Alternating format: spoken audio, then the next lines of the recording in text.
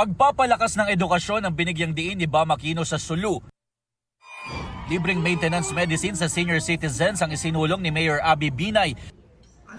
Sa Quezon City, nangampanya si Attorney Jimmy Bondoc. Kasama si Senador Bato de la Rosa na nais puksain ang droga at kriminalidad sa bansa. Si Senator Bongo, prioridad ang programang pangkabuhayan at pangkalusugan. Si Attorney J.V. Hinlo, binigyang diin ang halaga ng industrialisasyon. Ibinahagi ni Attorney Raul Lambino ang karanasan bilang isang abogado.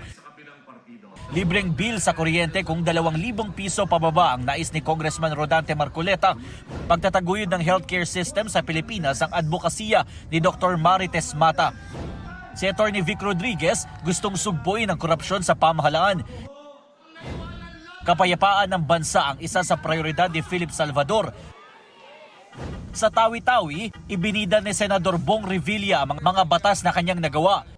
Naroon din si Manny Pacquiao na sinabing tututukan ang programa niyang libreng pabahay. Dedikasyon sa serbisyo bilang isang public servant ang binigyang diin ni Congressman Bonifacio Busita. Suporta sa mga lokal na programang pangkalusugan ang inilatag ni Senator Pia Cayetano. Magna Carta para sa barangay officials ang isinulong ni Atty. Angelo de Alban. Plataporma kontra dynasty ang binigyang diin ni Luke Espiritu sa Marinduque. Electoral reform ang nais ni Mark Gamboa. Kapakanan ng mga mangingisda sa West Philippine Sea ang idiniin ni Senator Lito Lapid. Sa integridad ng eleksyon ang idiniin ni Ariel Querubin. Patuloy naming sinusundan ang kampanya ng mga tumatakbong senador sa eleksyon 2025. Jomer Apresto nagbabalita para sa GMA Integrated News.